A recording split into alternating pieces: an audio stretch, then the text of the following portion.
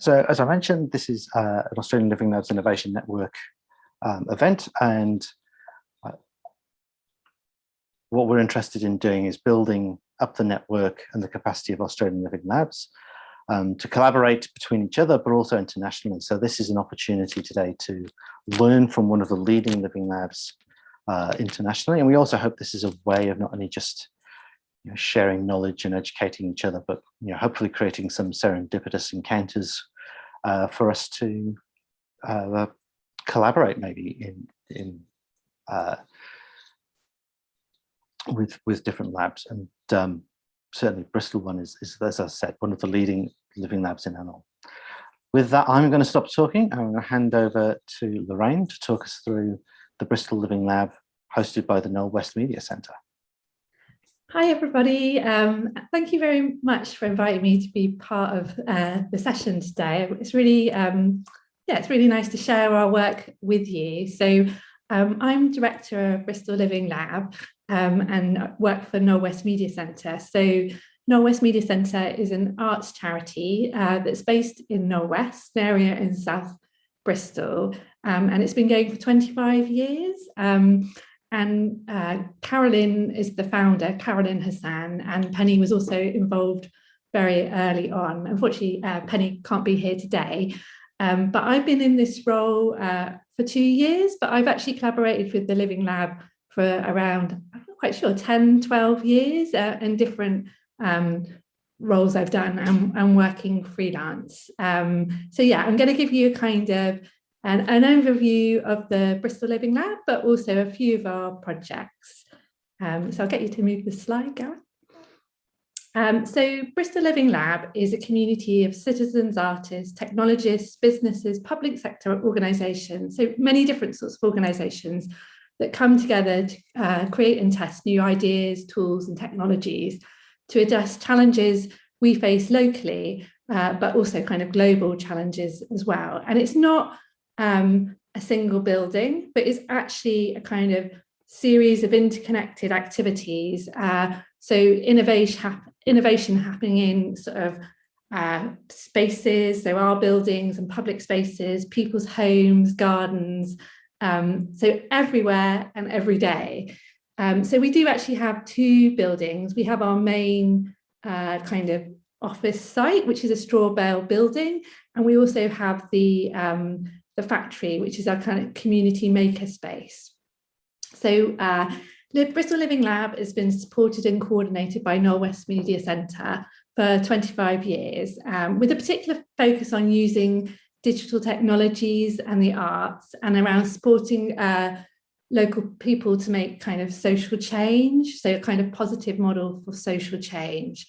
And it explores the needs of specific people and places, but we collaborate with others. So we collaborate with other organisations and living labs in the UK, but also internationally as well. So through the European Network of Living Labs, but also through European projects and international projects, and through sharing events such as this one.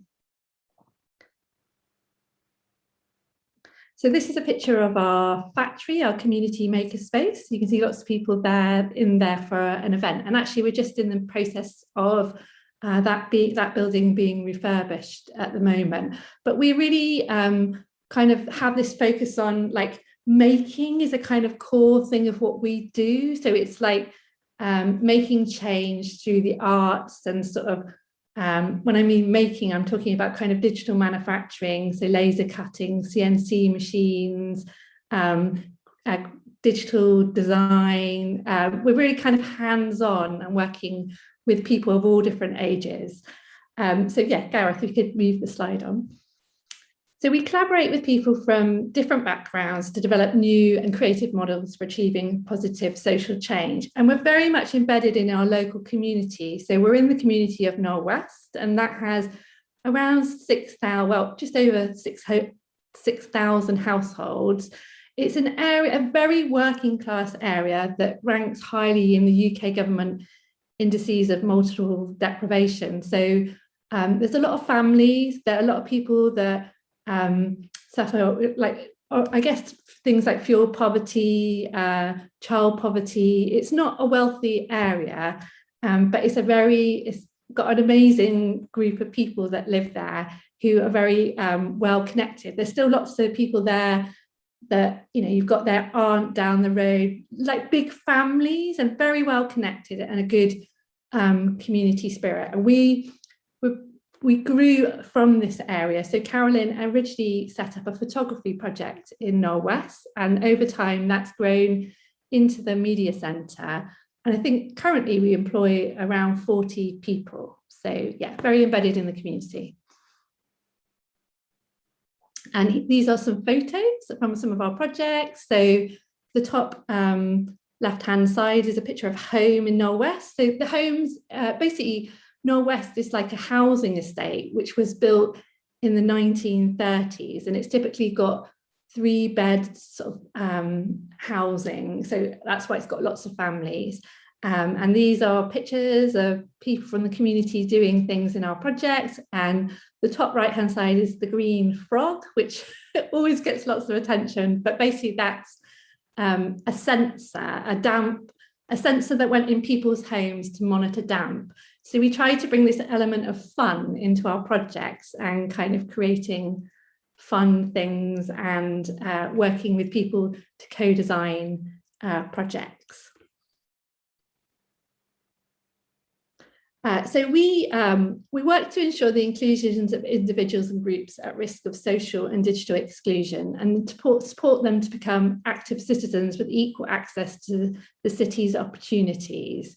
And we also support people who experience discriminations, whose voices often aren't heard, and who face barriers to living safe and fulfilled lives. So we've got this strong thing about sort of diversity, inclusion and equity in our work. And we work a lot with different types of organisations, a lot with universities, and it's sort of very much about co-design with people from the bottom up. So really starting with the interests of our local community, and working with them around lots of different topics. So that might be food, it might be transport, it might be health, it might be domestic violence, and very much working with them around the sort of change they want to make, but then part of kind of largest kind of scale research projects, and then sharing that learning within Bristol, but also wider as well. And some more photos from our community. And on the top right-hand side is Don, who's in his 80s and is an amazing person. He's really into gardening, and he's I've been working with him recently on a project around Philwood Broadway, which is our kind of the centre of our community, which was once a kind of bustling shops, and but it's become a little bit run down. And we've been working with the Philwood Broadway working group to think about, well, basically their kind of, it's a community-led action, thinking about how they regenerate the area and how they engage more local people in that. Yeah.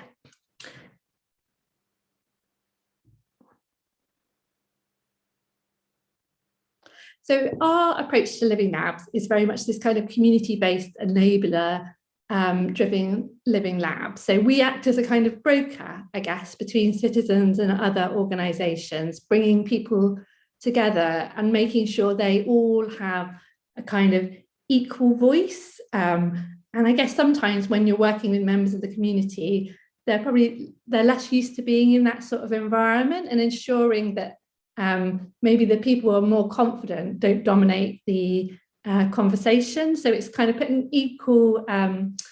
everyone on equal footing, and respecting that everyone brings knowledge and expertise to the process. So we take an action research approach, and continual reflection evaluation are built into our kind of ways of working. And we have to be kind of flexible and responsive and adapt to the different needs of partners and the community. And we very much use this kind of socially engaged arts and participatory design approaches, which include co-creation. And we use one of the methodologies we use is the Bristol Approach, which is an approach we developed.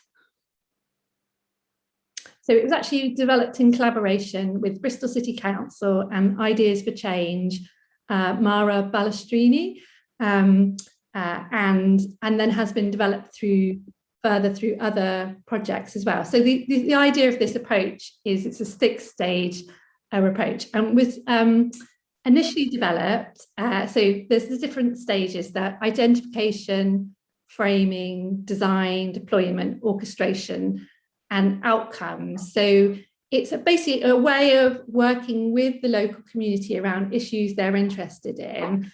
So we work with them to identify the issues they're interested in. Then we kind of frame those in the context of what else is perhaps going on locally, and how other organisations might be able to kind of get involved and assist. Then we work together with local people to co-design what is going to happen within the project. Then we deploy things. So that might be things like designing those frog sensors that I showed you and deploying those in homes.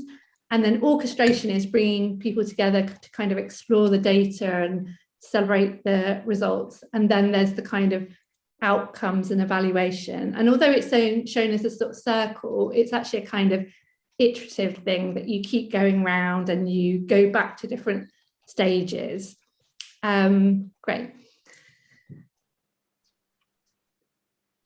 So this was initially developed, and we tested it, this idea of the Bristol approach to citizen sensing. And this is where the kind of projects arose that the community were interested in. So there was a lot of interest in the UK. We have a big problem with damp homes, particularly, for example, in Bristol, we've got lots of Victorian housing stock, which has a particular problem with damp. But also we worked with young people around issues of food waste and also mental health. So we initially tested the methodology with those projects. Then we went on to work with the council on a project called Replicate, which was a EU-funded project, and that had a focus on working with communities around air quality. Zoe, who leads our Sustainable Neighbourhoods team, she's been working on a project called How Do You Move? And that was working with the University of Bristol, that was doing some work around guidelines for physical activity and thinking about how you could make those more accessible. So she worked with different people from the community, different communities in Bristol actually, who talked about what physical activity meant to them, and they made some participatory videos, and then through that process they helped to update the guidelines. Another project Zoe led was on Respires, which was working with, I think, Bath Spa University, and that was looking at blue spaces and sustainable smart cities. So around kind of water, and did some walks, I think, and using something called the Hush app, which was around kind of noise and looking at blue spaces and smart cities. I'm leading a project called PARCOS, which we're a partner. It's a European project. And there's 4 different partners. So there's us, there's 2 partners, a university and a TV kind of broadcaster in Belgium, and then a Finnish university as well. And this is looking at participatory science communication. And this is a project I'm going to talk about in more detail later in the talk. Then we've been working on another international project called EcoSkim, which is with University of Bristol and a university in Mexico, and it's basically working to kind of share our learning with communities in Mexico. So through teaching them how to use the Bristol Approach in Mexico City, and then the community, different groups in the community in Mexico City trying that out and coming up with issues that are important to them, and kind of looking at smart city innovation in a different way. Because I think smart cities was a term, I've worked in smart cities in the past. Obviously, it's been a term that's been quite popular, and then it's sort of fallen out of, it's becoming less popular, but it's been quite tech company led. And I think we've got a very different approach to kind of smart cities, where it's very much about local communities and bottom up and using more low cost technology, and looking at how technology can support and enable change, but the important thing being about the change you want to make rather than just the technology. So very much understanding about supporting communities to make change, and then seeing where technology can be a helpful enabler. And that's very much come through what communities, the groups we've been working with in Mexico want as well.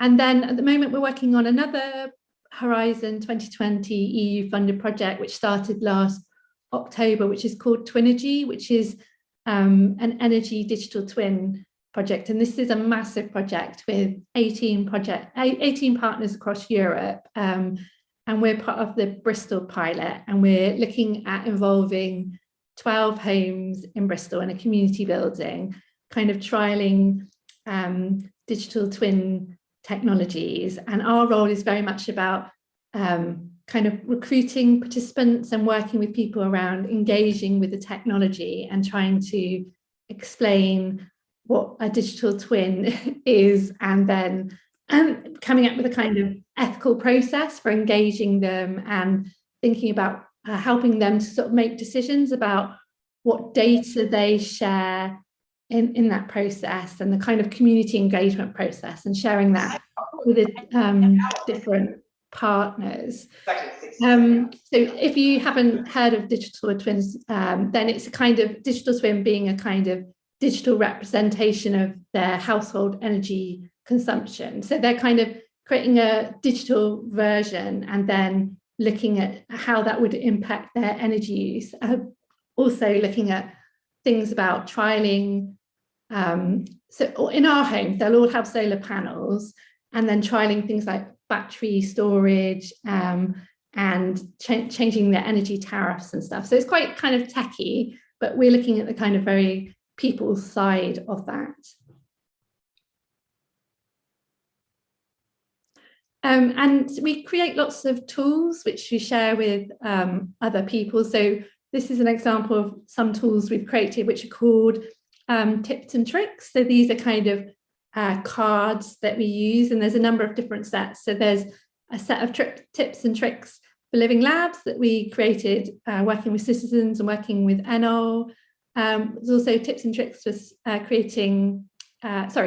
there's a tips and tricks for working with citizens, and there's a tips and tricks for working with sustainable living labs. And last year we did one on responsible research and innovation as well. So trying to kind of capture kind of our approaches and some sort of simple tools that others can use.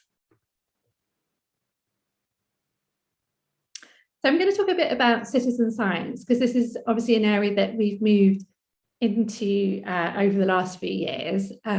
So basically, with citizen science, it's obviously something that's been around a long time. And the area that we're particularly interested in is this idea of kind of making citizen science more inclusive. And because obviously the idea of citizen science at its heart is that it kind of opens up the opportunity to the public to engage in science, but there's very different approaches to citizen science. And research in the UK has found that typically the people that take part in sort of science activities outside of school are people that are affluent and from the white ethnic majority. So we were very interested in thinking about how we can actually make citizen science more inclusive.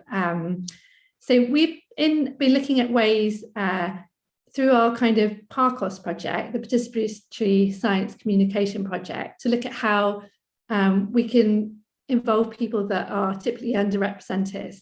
So those who face social economic disadvantage, but also Black and other Asian and other minority ethnic people.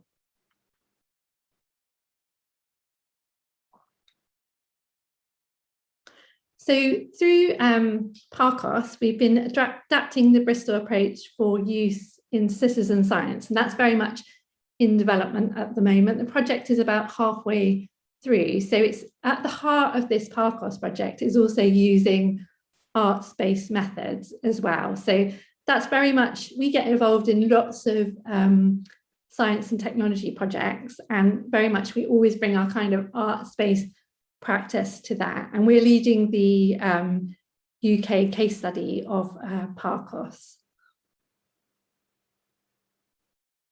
So we're working in this project, we're working with families in South Bristol, so that includes Norwest, which is the Philwood ward.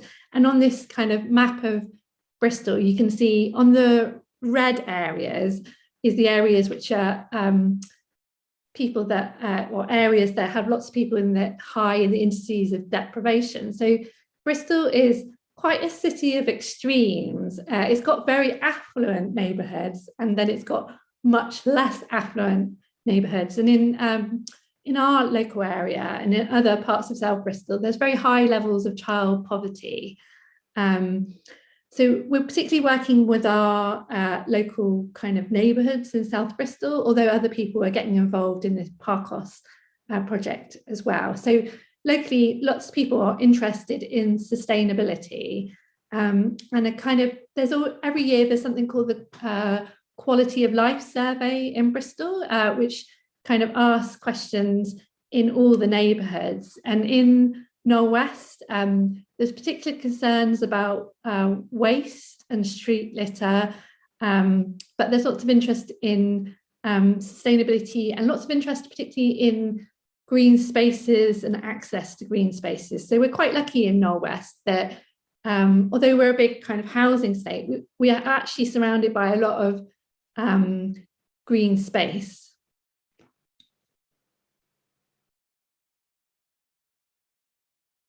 So we've been working on this project called ReThink, ReMake, Recycle, which is our PARCOS, one of our PARCOS case studies. So I'll let you move on there.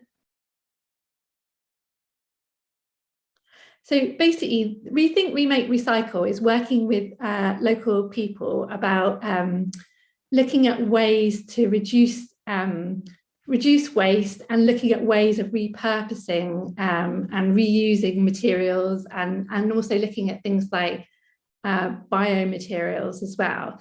So we started running this last kind of November, and obviously at that point we were deep in the middle of COVID and actually in kind of lockdown in the UK.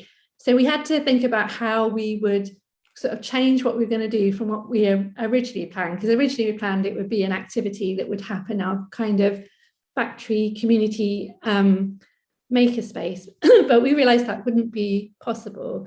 So we decided that as with a lot of our work, we had to create an activity that would be fun and easy to engage with, and we had a particular target audience involving families. So we thought very much through about what they would want to do to get involved, beyond like knowing that they were interested in sustainability. So thinking about how we design the activities to be inclusive. So thinking about how we create something which is blended, so a mix of online activities and maybe where they're doing at home activities as well. So thinking about that, and we designed 3 workshops where they basically did some online workshops, but then they had some packs where they would do some making at home as well. And the idea was that they would collect data about household waste, so they do some audits at home, understanding like how much waste, plastic and paper they were generating, and then look at some sort of sustainable solutions and alternatives, and also start to experiment with biomaterials.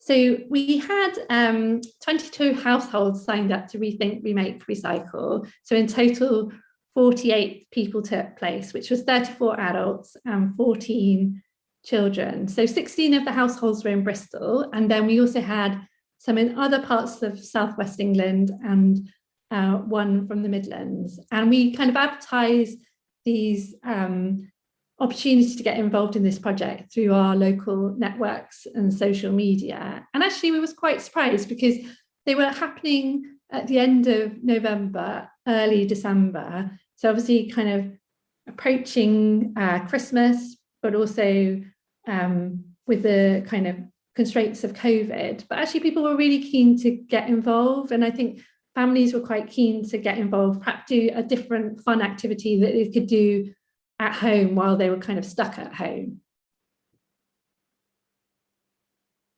And one thing that we did quite a lot of work around was thinking about ethics and thinking about how we would kind of evaluate who took part. So we designed this online workshop registration form and consent form using Airtable. So Airtable is a kind of software package, which actually we're finding really useful.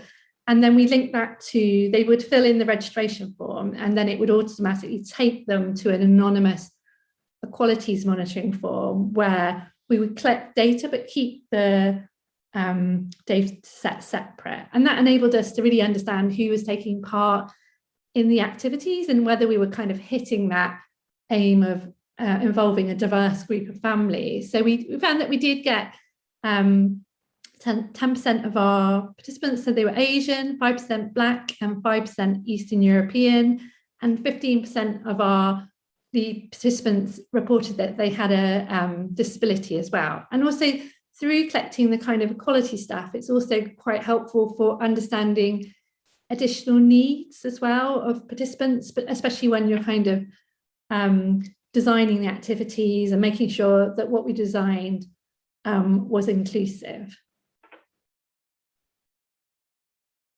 So the kind of rethink was thinking carefully about what we can reduce or repurpose our waste. The ReMake was making DIY alternatives that are reusable or more sustainable, and then recycling waste back into useful materials and objects. And at the bottom here is the kind of steps of design thinking, and this was kind of embedded in our process as well. So basically kind of getting people to sort of empathize around the issues, define what they wanted to do, create ideas, and then some prototype and making and testing.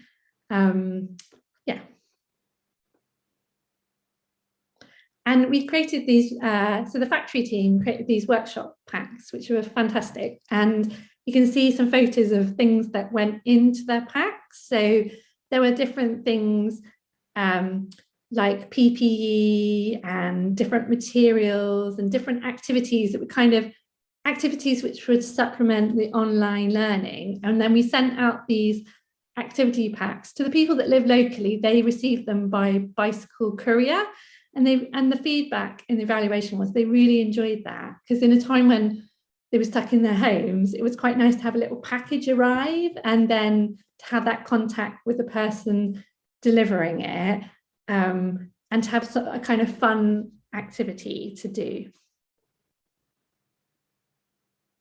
And so we ran 3 workshop sessions. The first one was the kickoff one, which was looking at how does waste affect our planet? And they were like I think that the workshops are an hour and a half each one. And in the first one, they were talking about waste and the impact of waste globally. And they were also looking at where they each saw waste individually and what types of litter and the waste they generated. And we also got them doing this, telling them how they can do this simple waste audit at home, which they then went off and did after the session. And then workshop 2 was looking at plastics and exploring recycled and bioplastics. And workshop 3 was focused on paper and looking at how to tackle waste through design thinking with Lisa Cole, who's a sustainable designer artist in Bristol. So yes, that was a really nice session.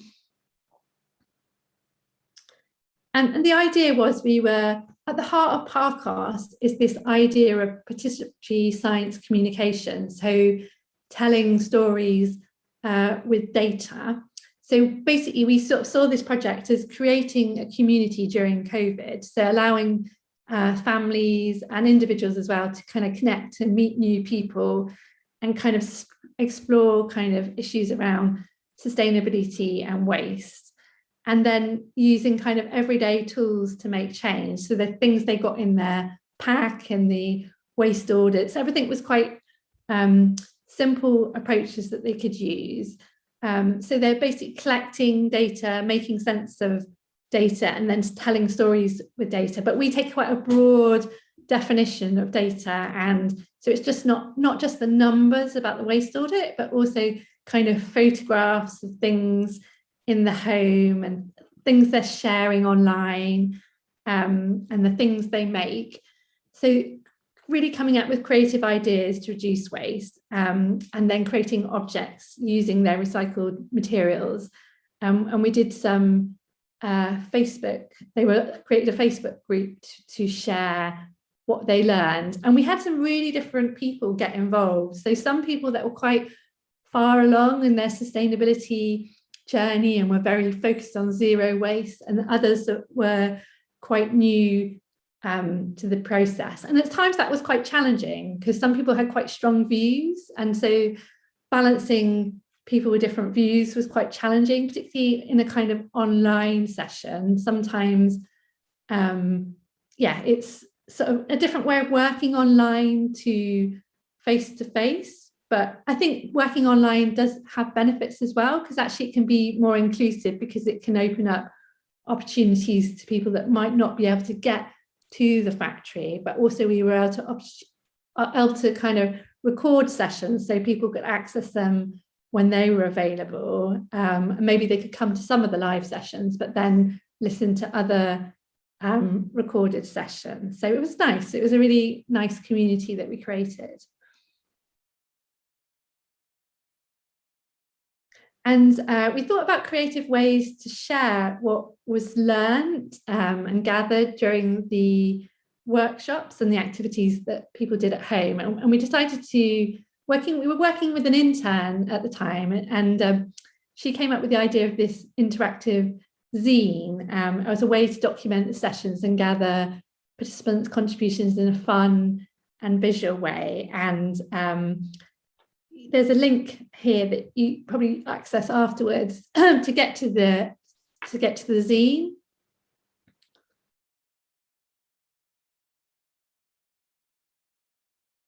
But what we did was made the kind of zine fun in itself, that the target audience was families for the zine as well. So we did quizzes, and we shared photos from the people's audits, and we had facts. The making activities that we'd done in the workshop, and activity packs, the links to this from the zine as well.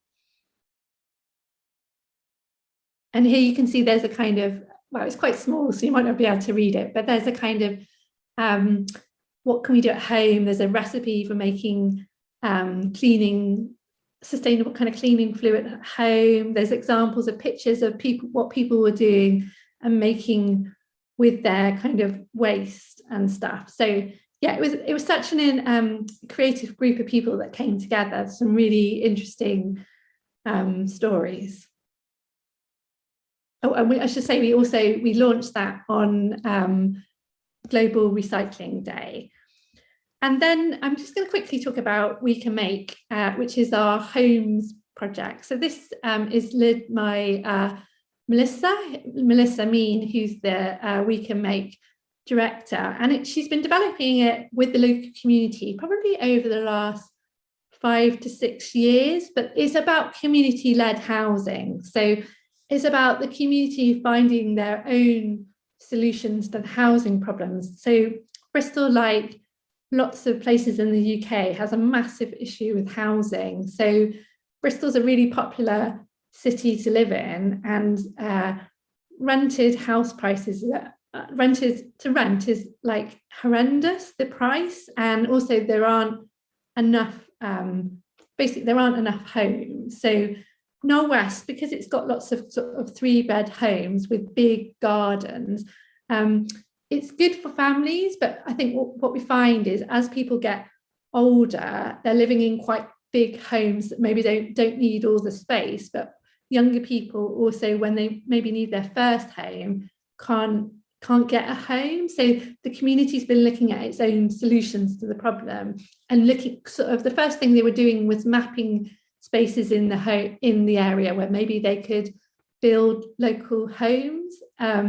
And because it's a very working class area as well. There's lots of tradespeople and in the local area, so lots of kind of construction skills. So they developed this project called ReMake, which is the aim to build their own community-led housing and develop skills of building sort of sustainable homes. So working with construction people about building the kind of skills for the future for kind of low carbon homes.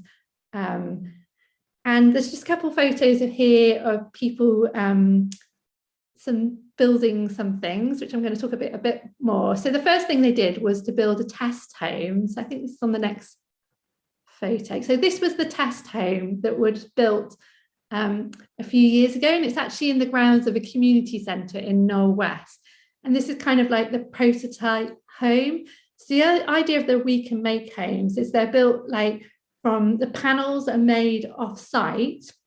And the idea is that they're actually being manufactured in our factory, our community making space, and then they're kind of taken to the site and constructed. So construction can be kind of relatively quick, but this was a test home that local people and local tradespeople got involved in building.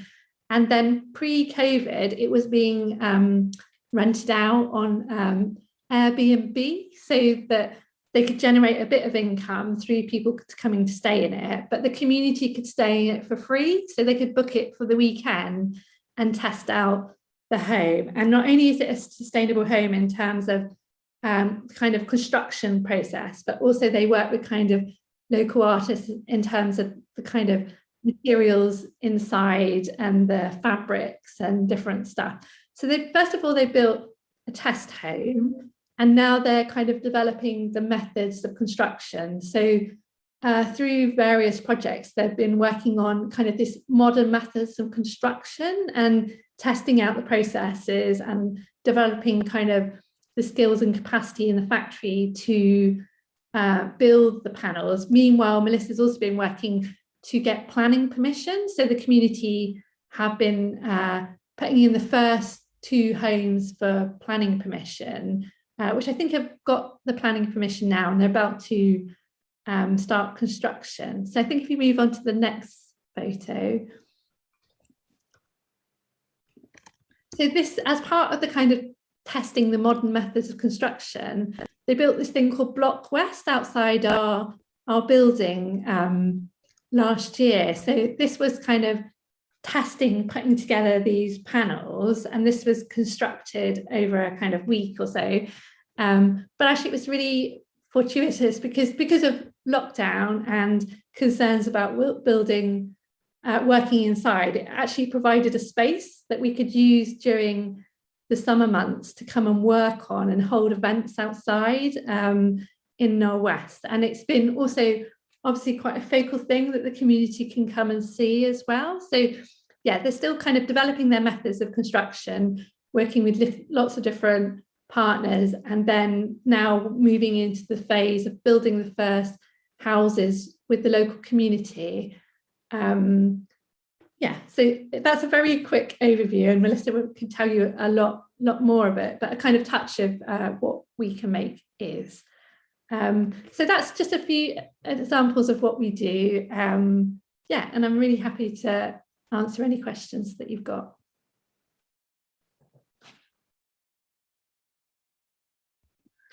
First of all, that was awesome. Thank you so much. I mean, just fantastic scope from all things you've shared. So I think there was a couple of questions in the chat. So we've got some people cleaning up late. So Phil is interested in getting the quality of life survey. I can send you a link to it. It's done by the city council coordinator, but yeah, I can send you a link to it. No, thanks, Lorraine. That'd be great. So, has anyone got a question? Otherwise, I mean, I'm sure I will have. So, yeah. So, Lorraine, great presentation and Great to see all the work that you're doing over there in Bristol at Knowles. I'm really interested in the amount of impact that beyond the groups that you're working with, that happens not only within Bristol but beyond Bristol itself, and whether you've done any sort of outreach kind of research into impacts. I suppose the reason why I'm asking is that with the IPCC report, scale and speed are the two new words that we need to think carefully about. And so I'm interested into seeing, what Gareth and I and others in Australia have always thought about with Living Labs is the ability to be able to scale and get speed as a result of us collaborating across countries. So just your commentary on that would be great. Okay, yeah. So evaluation is a big kind of part of what we do, because often we're working in these like big multi-partner projects, and often those have got their kind of indicators or metrics or stuff, but we kind of recognize that often they're driven by the needs of those projects. But it's really important for us to sort of look at, well, what's the impact kind of locally, and how do you look at impact in a more like sometimes those things become very theoretical and very quantitative. So we try to very much capture about the impact locally in terms of the difference it makes. We talk about the difference it makes to local people, so individuals and the community as a whole in Knowle West, and trying to kind of capture that information. But then the other side of it, is the kind of sharing as well. So we very much do see our role as kind of sharing as well. I don't know how it's harder for us, I guess, in terms of sharing. We kind of share through different mechanisms, but the level of the impact we have in terms of sharing, I think, is harder to kind of quantify. But I think the kind of having kind of local, not losing that local impact is really important to us, because I think sometimes it's easy to talk about initiatives, but it's really got to be embedded in the community, hasn't it, to make change. Otherwise, you hear these wonderful things, but sometimes you drill down and you think, but where is it? Or they become things that, I think for me, I've worked in lots of different settings, and you get these 3-year projects which look amazing, but then they're gone at the end of the 3 years because the people have left. Whereas I think what we're trying to do in our community is it's very much interconnected. So it's about what the community want to do and what they want to do around making change, but then we fund them by bringing in funding from different places. And so it's been a kind of journey over 25 years, which is ongoing. And I think that's, if we're going to make significant change and we're really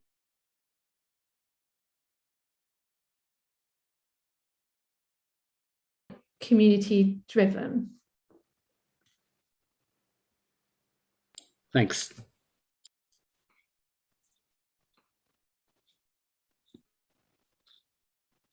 Great. So let's open the floor up to see if anyone else has got a question.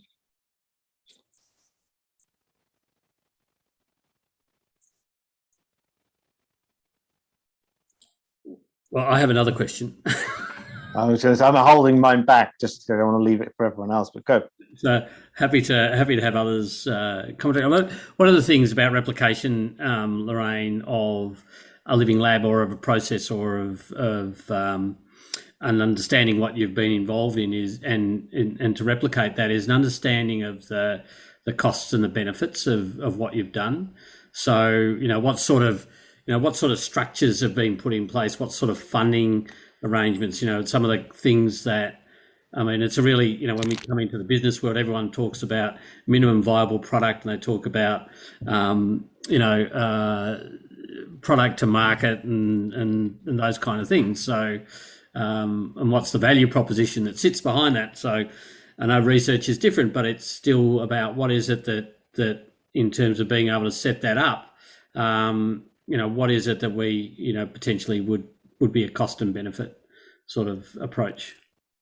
I guess for us, because we're an arts charity, so we're basically, everything we do, we have to raise the funds to do it. So I think sometimes that's quite challenging in the world of working with universities who have got a lot more funding than us. So we're sort of having, I guess, as the Media Centre has evolved from a photography project to an organisation employing sort of 40 people and making change in the community.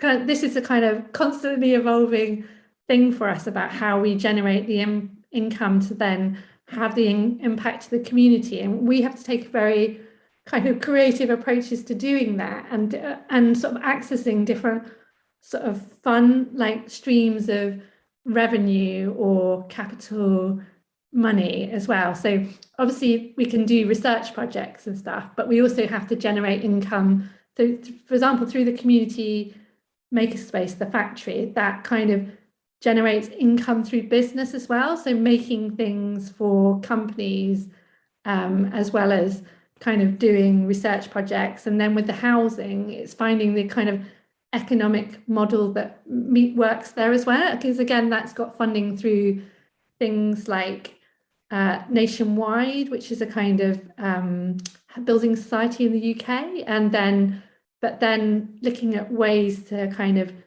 generate the income to make it sustainable. So I think for us, we're kind of like a not-for-profit arts charity. So we have a particular model which might be different to other places, but yeah, at the end of the day, we have to break even, and we need to kind of keep going as an organisation. We have to be able to pay our staff and pay all the costs. So for us, that question is very much about how do we sustain the organisation, but have a benefit for the community, and then also, I guess, enable them, because one of the things we have is it's called AITS, which is a young people agency. So we've got this young people and emerging creatives program where young people come to after school activities from say 10 to 18, and then after that they can do on the kind of AITS creative thing. So if they're developing as a graphic designer or they're developing as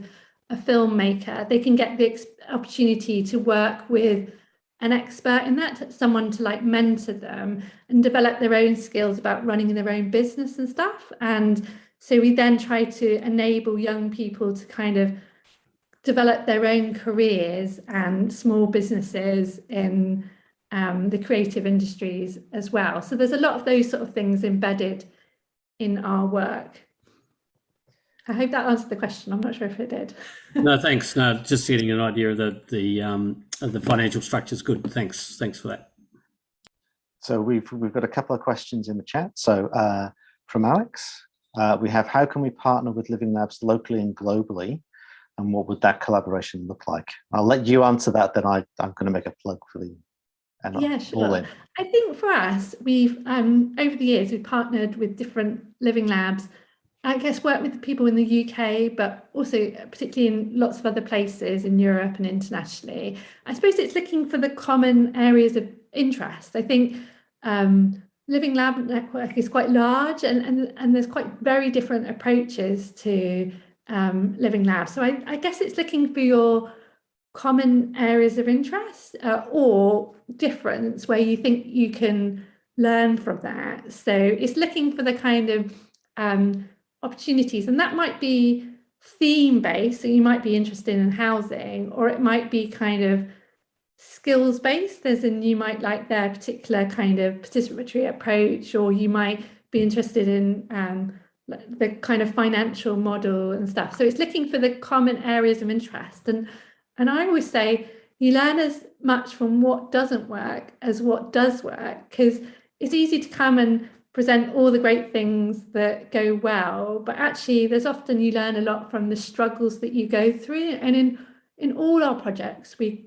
go through like struggles, and it's constantly that kind of thing about evaluation and reflecting is kind of thinking about how you do differently and what you learn and stuff. So I think there's a real strength in the kind of Living Lab networks and the different networks in different countries in sharing approaches, because I think you can read about things, but actually just a quick chat with someone is often a really good way to sort of get ideas and unpick problems you've got and stuff. And I think we're all kind of working on maybe some similar things. Thank you. And I would also say you would join the Australian Living Labs Innovation Network as a way of connecting with Living Labs locally.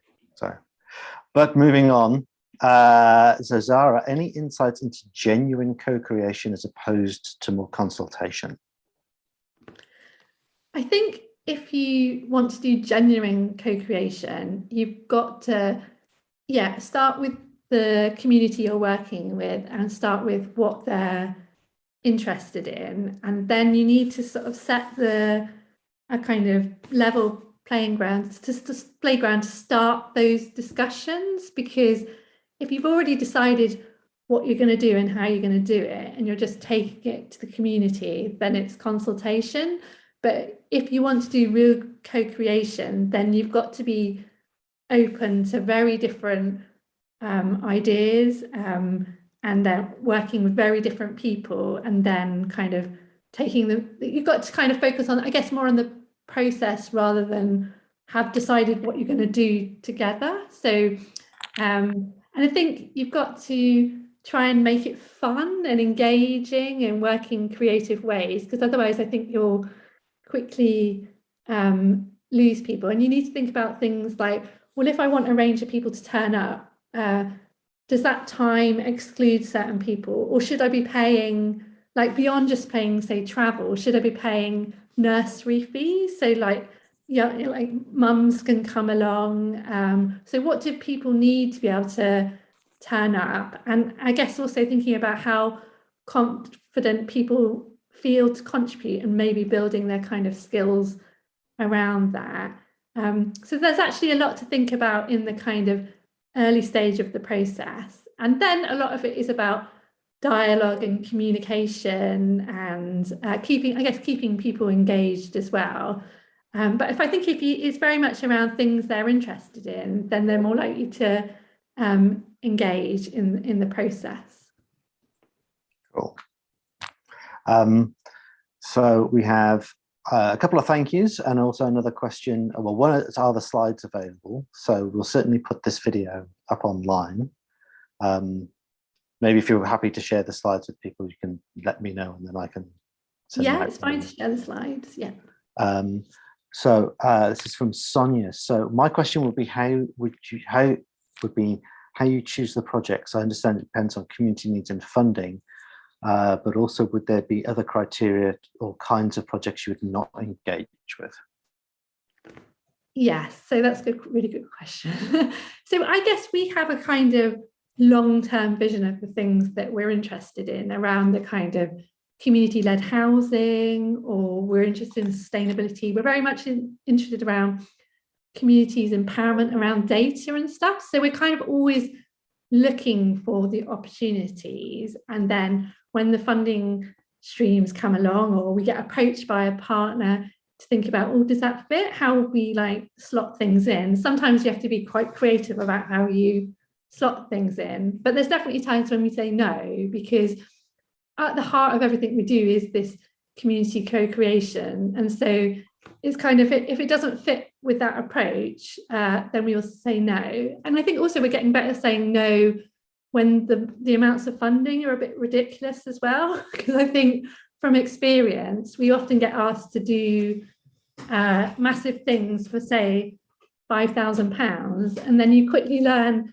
a few times, having done it once, and I'm not going to do that again, because often you're in big projects where a university may have 300,000 and you've got 5k, and it's just not, it's not sustainable. And I kind of realize, constantly having to say to people, if you really want to do community co-creation, and community is at the heart of your project, then you have to invest in that, because working with communities takes time, and it's like, and that takes staff time and the time of the communities to be involved. So you need to invest in that process. So yeah, it's very much, does it fit with like the ethos of our organisation and our aims, but also financially, does it, is it going to be sustainable? So, and sometimes we'll do things where there's very small pots of money, because you know it's really important and you know it's a stepping stone, and we kind of have to balance that. Well, we'll kind of take some of our staff time from other things to like be able to do that, because we know that's really important, but we're constantly doing that, and actually that's what we're having lots of discussions internally about. And I think that's maybe part of, goes back to that question about how do you kind of create sustainable models of, you kind of have to think through those things, and again adapt with time as you learn from different projects. So I might just add a question to that, because as an enabler living lab, you know, they tend to be sort of councils, but as a charity, how, you know, how have you gone explaining the value of a living lab to some of the other stakeholders like universities and businesses and things around you? Again, I think that's a kind of constant ongoing thing, because I think living lab is a term that's used by lots of organisations in slightly different ways. So I guess we always kind of locally, we can go back to our very much grounded in the community and talking about our kind of projects and approaches. But I think when you're talking to different audiences, they want slightly different things as well. But I think a lot of ours is about being very bottom-up, community-led, and making real change in the community. And yeah, I think different partners have very different views, because I think I found like in some academics, they don't like the living lab concept, but that's because they've seen it in other kind of academic fields. I think I find sometimes in universities, academics get very hung up on concepts. And like, I think for us, concepts and co-creation is really important, but the kind of embedded community work is the heart of what we do, and having impact as well, because there's no point doing the stuff if it doesn't have a positive impact for the community.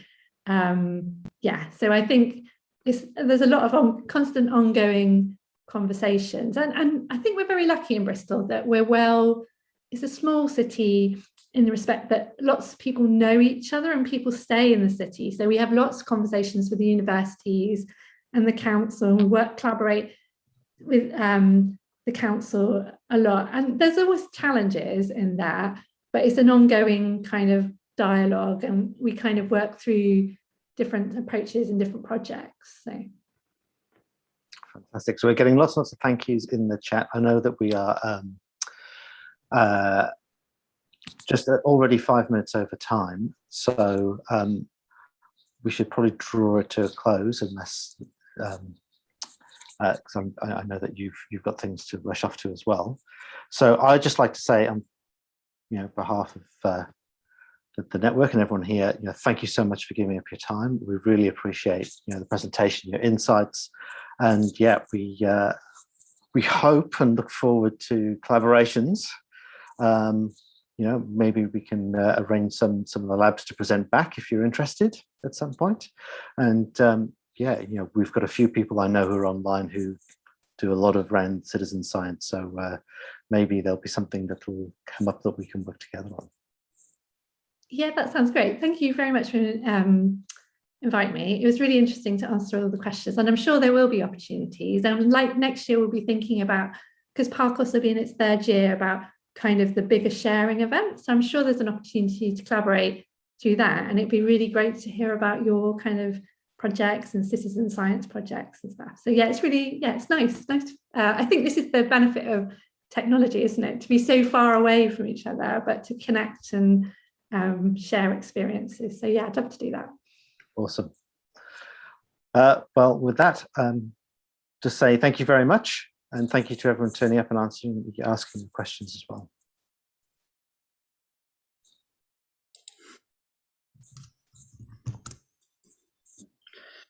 Cheers. Thank you. And Jess, thanks. Good to see you, Jess.